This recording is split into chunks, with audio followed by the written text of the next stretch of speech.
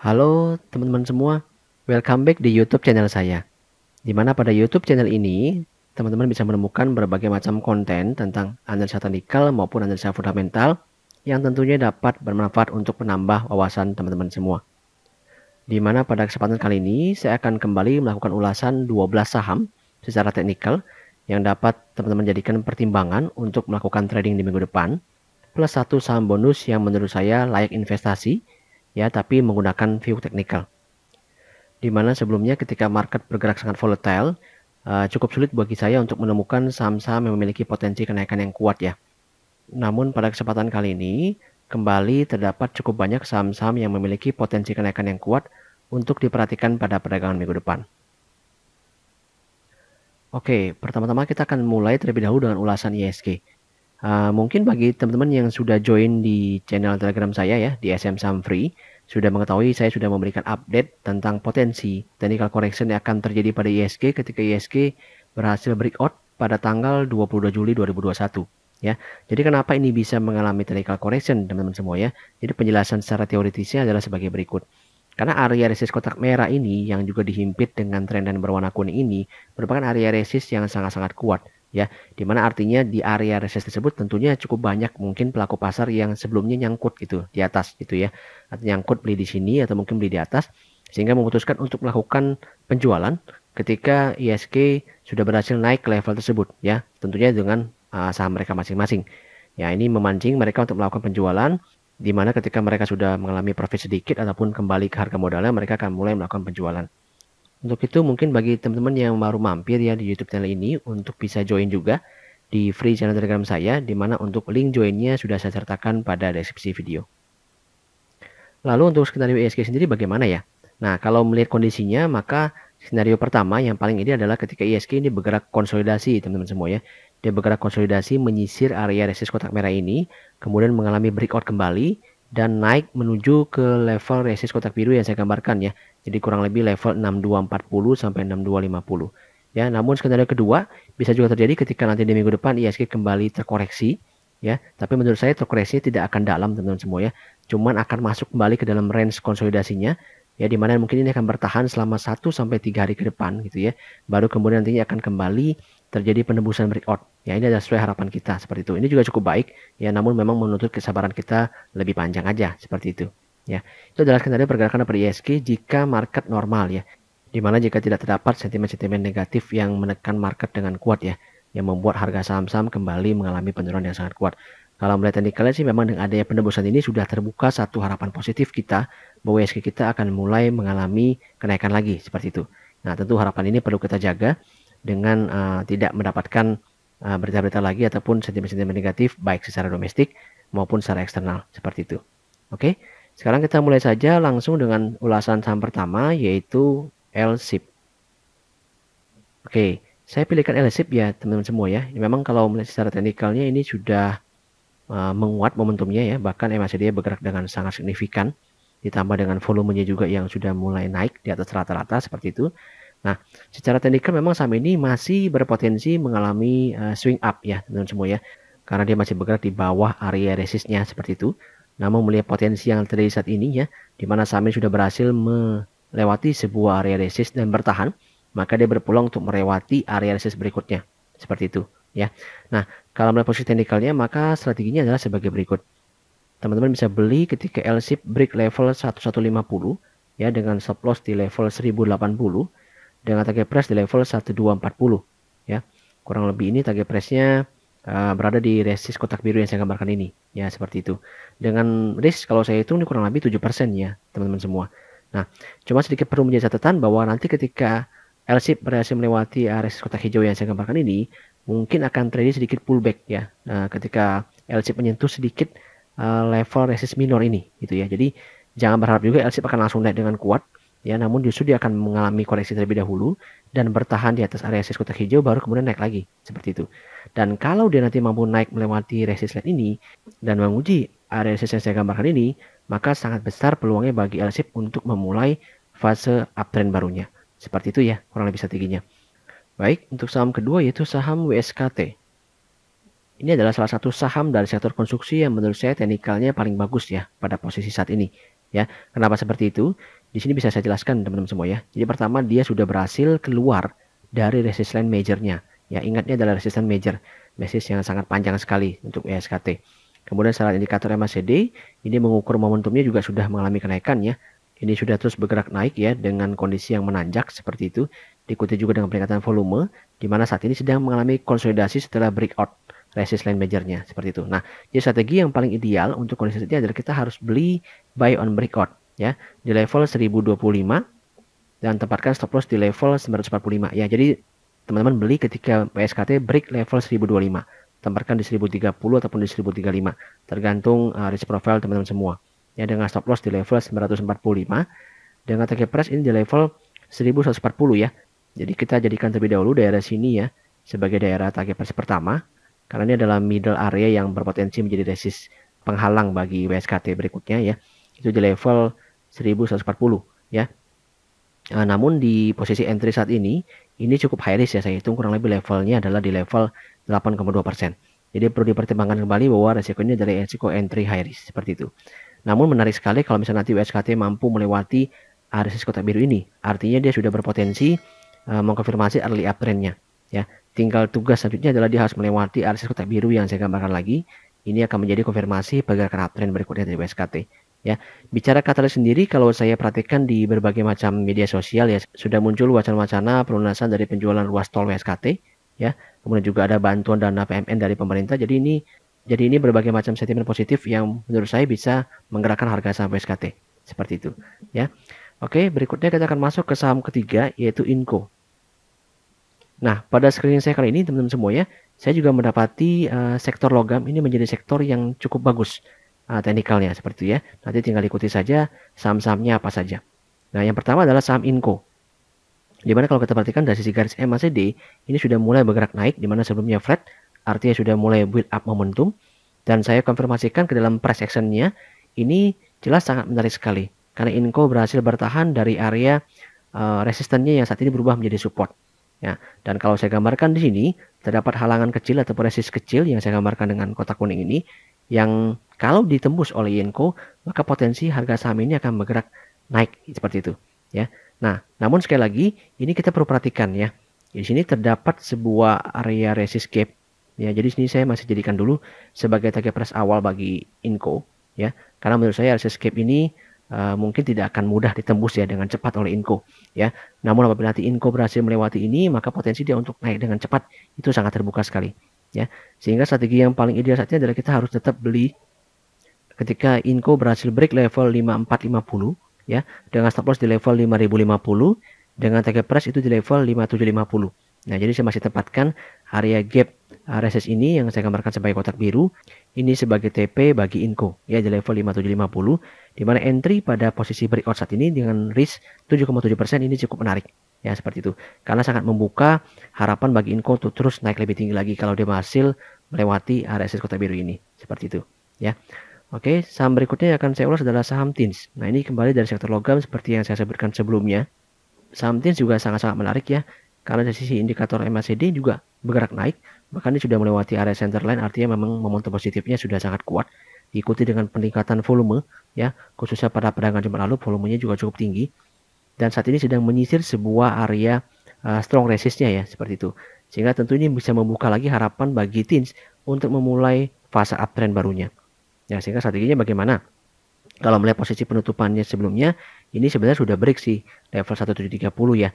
Sehingga strategi yang paling ideal kita lakukan adalah dengan cara lakukan entry buy di area 1730 sampai 1740. Jadi tidak terlalu jauh ya, dekat-dekat saja dengan area penutupan seperti itu, dengan stop loss di level 1640, dengan target price di level 1920 ya. Saya tambahkan di sini terlebih dahulu ya sebagai middle area bagi TINS ya, yang berpotensi menjadi resisten untuk menghalangi pergerakan naik TINS seperti itu.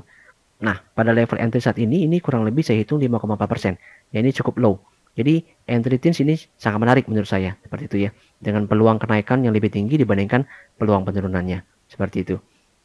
Oke, berikutnya kita masuk ke saham BRIS. Nah, ini adalah saham yang cukup banyak ya peminatnya di pasar modal.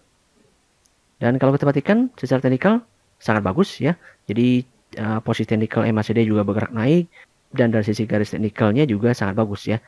Teman-teman bisa perhatikan ya, kalau dari sisi chartnya, dari sisi price actionnya ini garis trendline sudah ditembuskan seperti itu. Seperti juga dengan TINS, seperti juga dengan INCO. Nah, seperti itu. Jadi ini kalau dilihat memang kecenderungan untuk naik sudah lebih tinggi dibandingkan penurunannya teman-teman semua ya. Dan berita baiknya bagi bearish adalah ini sudah membentuk posisi yang namanya higher high, higher low, higher higher dan juga higher low seperti itu. Nah, jadi ini adalah sebuah konfirmasi terakhir bagi bearish untuk memulai fase uptrend barunya. Kalau kembali dia break fase uptrend barunya, makanya sudah confirm uptrend. Dan menurut saya uptrend ini tidak akan sebentar sih. Karena ini dilalui dengan proses yang cukup panjang ya. Dari sejak Januari ketika bearish mencapai peaknya itu sampai dengan Juni, berarti kurang lebih 6 bulan, dia mencapai low-nya di posisi downtrendnya ini, akhirnya sekarang berhasil di breakout. Artinya terdapat buyers yang cukup kuat, yang cukup agresif untuk melakukan entry dalam saham bearish. Nah, tentu ini merupakan sebuah permulaan yang baik bagi bearish untuk terus melaju lebih tinggi. Jadi secara teknikal kita bisa katakan kesimpulannya seperti itu. Sehingga strategi entry-nya bagaimana? Nah, jadi bagi teman-teman yang belum entry di bearish, saya masih melihat ada kesempatan ya dengan cara entry breakout di level break 2710 ya, dengan stop loss di level 2450 dengan target price di level 3050. Nah, saya tempatkan area kotak kuning ini sebagai target price berikutnya bagi bearish ya. Namun perlu diperhatikan bahwa di entry level saat ini risknya sangat tinggi ya, sekitar 9,9% saya hitung. Kembali lagi ke risk profile teman-teman semua sebelum nanti memutuskan untuk entry dalam saham bearish. Bicara kesempatannya bagaimana? Bicara prospeknya bagaimana? Ya tentu ini peluangnya adalah up. Ya seperti yang saya jelaskan tadi secara teknikal. Ini sudah sangat bagus positioningnya. Seperti itu. Ya. Nah berikutnya kita akan masuk ke dalam ulasan saham berikutnya yaitu Friend. Saham Friend juga termasuk salah satu saham yang bagus sekali teknikalnya menurut saya teman-teman semua ya. Meskipun masih ada sedikit risiko konsolidasi. Jadi kalau dari sisi garis MACD ini menurun. Namun sekarang sudah mulai adanya rising up.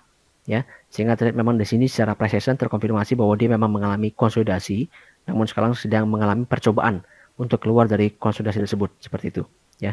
Nah, dan kalau kita perhatikan pada penutupan Jumat lalu ini mencoba menembus area resist green line yang saya buat ini, namun sayangnya belum berhasil. Namun bukan berarti Friend akan segera mengalami down ya. Justru kalau menurut saya dengan momentum yang sedang terbuild saat ini, diikuti juga dengan peningkatan volume, maka besar harapan Friend untuk bisa melewati area screen line ini kalau menurut saya seperti itu ya. Sehingga strategi bagaimana? Strategi bisa coba antri di level-level dekat penutupan yaitu area buy di 116 sampai 118 dengan stop loss tempatkan di level 107 ya. Dengan target price di mana? Target price di level 130 pada target price pertama dan juga target price kedua ini mendekati level 136 ya.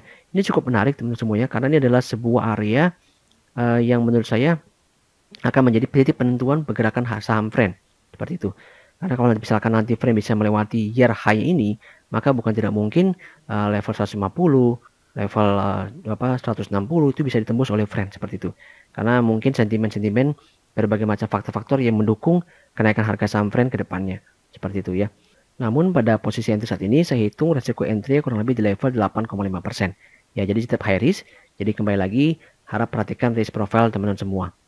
Kalau menurut saya ini secara jangka panjang, kalau misalkan nanti Friend mampu melewati green line-nya, apalagi melewati year high-nya, ini bukan tidak mungkin Friend akan memiliki cerita yang sangat-sangat bagus seperti itu ya.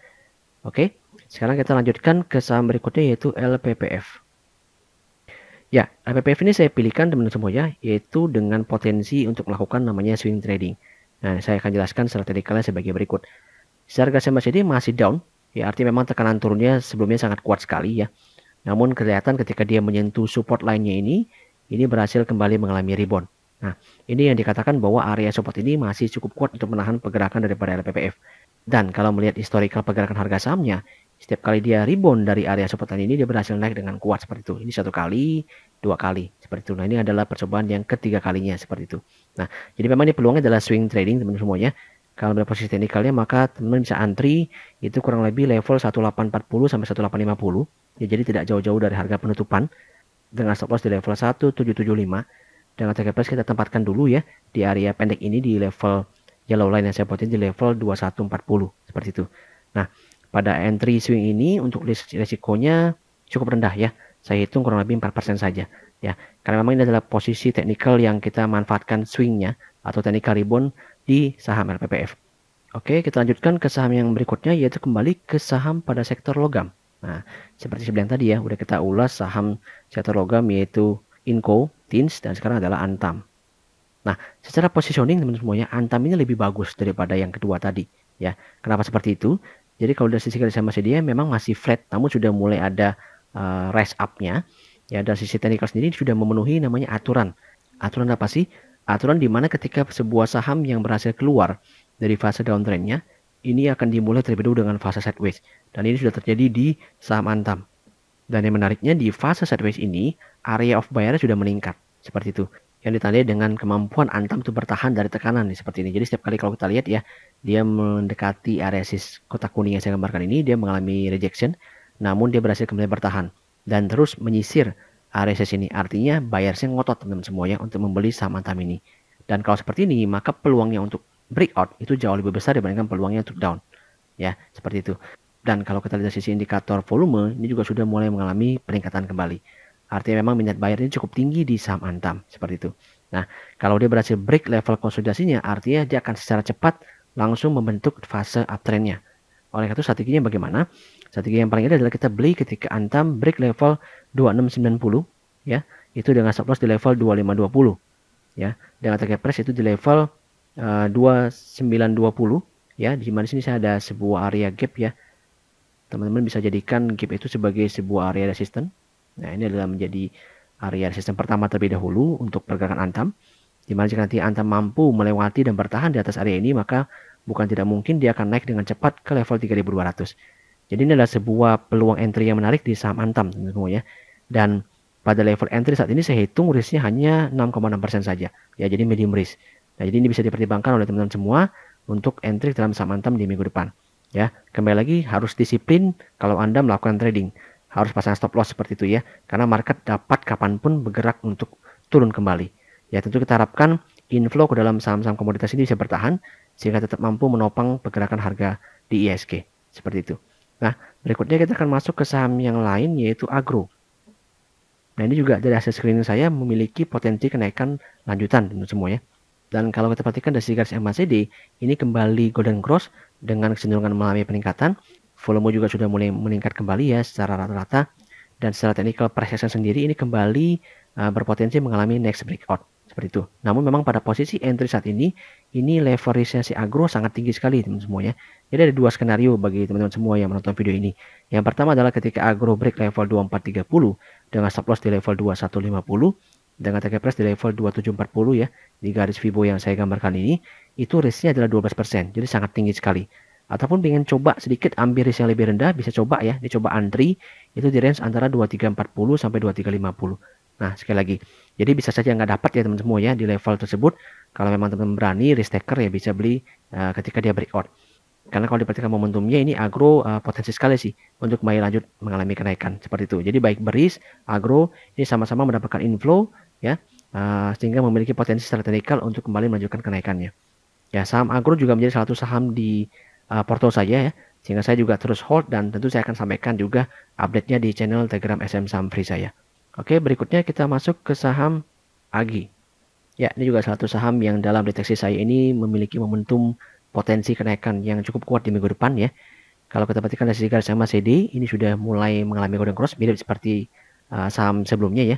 Kemudian juga volume juga mulai mengalami peningkatan kembali dengan peningkatan area of buyers ya. Jadi ditandai dengan adanya higher low di sini, artinya saham AGI ketika mengalami rejection itu kembali mampu bertahan dan kembali mengalami kenaikan. Artinya buyers melakukan perlawanan di area ini sehingga terus menekan harga untuk naik ke atas dan sekarang kembali menguji level resist kotak birunya yang cukup kuat. Dan kalau nanti level ini mampu ditembus, menurut saya AGI akan punya potensi untuk bergerak naik lagi dengan cepat itu menuju ke level resist di 2100 sampai 2110 seperti itu ya, yang bisa menjadikan sebagai level resistance bagi AGI untuk melakukan profit taking. Nah, untuk strategi sendiri bagaimana? Ini sebenarnya mirip-mirip seperti agro teman-teman semuanya.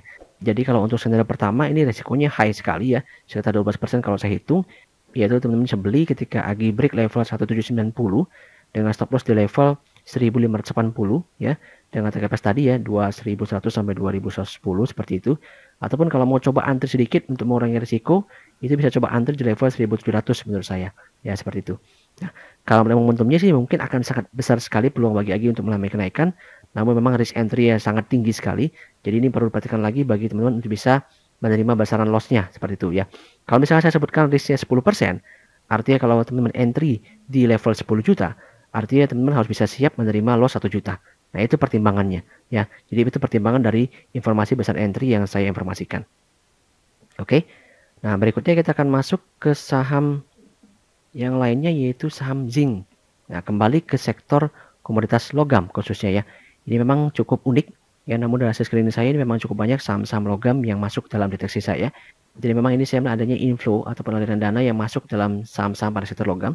Jadi memang ini menjadi sentimen pendukung bagi pergerakan IHSG di minggu depan tentunya ya. Ini kita harapkan bersama bisa terus bertahan dan menjaga IHSG. Nah, kalau kita perhatikan dari sisi garis MACD, ini memang masih bergerak flat ya, dengan cenderungan menyempit. Kemudian dari sisi volume sudah mulai mengalami peningkatan ya. Nah, menariknya daripada zinc adalah ini memiliki potensi swing up yang lebar teman-teman semuanya, dengan adanya peningkatan area of buyer yang ditunjukkan dengan adanya higher low di sini. Nah, kalau melihat dari posisi Jumat lalu ini sebenarnya sudah ditembus atau dicoba ditembus oleh zinc, namun memang belum berhasil. Ini menunjukkan minat buyers yang tinggi untuk melakukan akumulasi saham ini, yang juga dikonfirmasikan dengan peningkatan volume ya, kelihatan di sini seperti itu. Sehingga kalau saya perhatikan untuk strateginya enaknya gimana? Strateginya yang bisa teman pertimbangkan itu antri di level 138 sampai 140 seperti itu untuk zinc ya, tidak jauh pada harga-harga saat ini, dengan stop loss di level 133 dengan target price di level 160 di area blue line yang saya gambarkan ini. Dengan risk entry pada level saat ini adalah 5%. Jadi posisi ini memang kita adalah posisi spekulatif buy teman-teman semua ya, namun dengan risk dan reward yang sangat menarik seperti itu. Nah, kalau misalnya nanti bisa ditembus level blue line ini, maka bukan tidak mungkin zinc akan bisa naik menguji kembali level resist line ini yang menjadi area swing lebarnya itu di kurang lebih level 175 seperti itu. Jadi dia masih memiliki potensial upside yang tinggi jika dia nanti mampu melewati area resist kotak biru yang saya gambarkan ini. Oke. Nah, berikutnya saham yang ke-12 yang akan saya ulas adalah saham Akra. Ya, saham Akra ini kalau kita perhatikan teman semuanya, ini kalau saya zoom out teknikalnya, ini kalau dilihat ya, ini sudah keluar dari resist line majornya. Nah, jadi memang sangat-sangat menarik. Dan kalau dari informasi yang saya dapatkan, Akra juga mendapatkan sentimen positif ya dari adanya proyek smelter di kawasan industri mereka seperti itu. Proyek smelter Freeport kalau saya tidak salah di kawasan industri mereka seperti itu ya. Dan ini juga diamini dengan adanya technical breakout dari chart Akra. Dan kalau kita perhatikan dari sisi garis indikator MACD, ini memang garis MACD sudah mengalami peningkatan dengan kecenderungan melebar dibandingkan garis signal seperti itu ya. Artinya memang momentum kenaikannya sangat kuat ya. Kelihatan sekali ini sempat mengalami spike di sini di tanggal 16 Juli dan sekarang sedang mengalami konsolidasi seperti itu.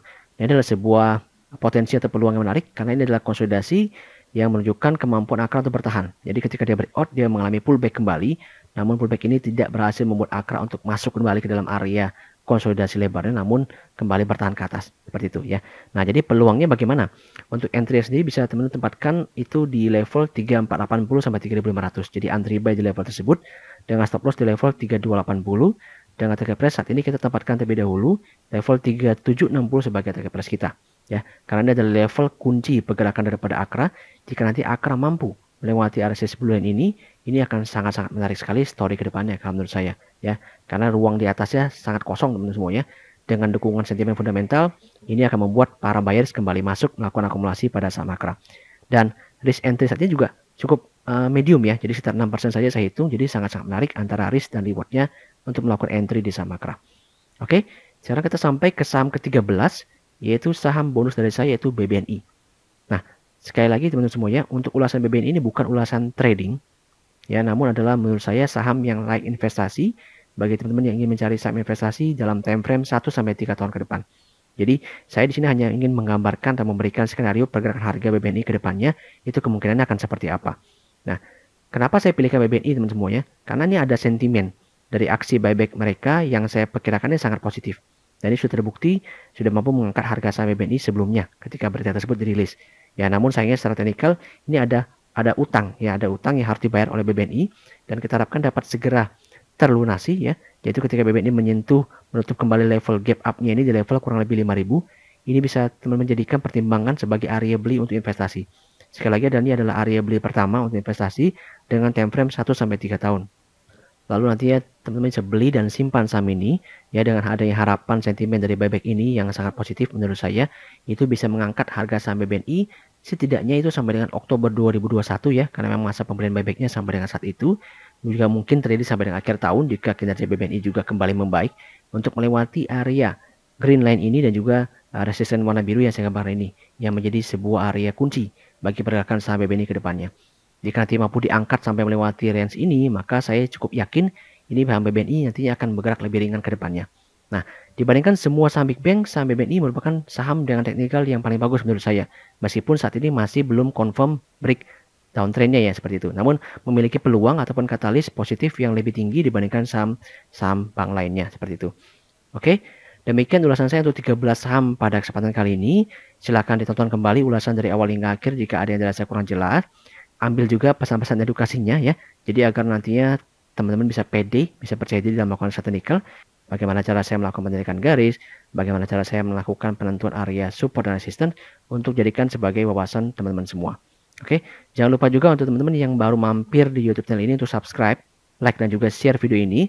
Serta jangan ragu untuk sampaikan komentar atau pertanyaan di kolom komentar video. Dan jangan lupa juga untuk join di free channel Telegram saya, di mana untuk link joinnya sudah saya sertakan pada deskripsi video. Oke, terima kasih atas waktunya. See you in the next video.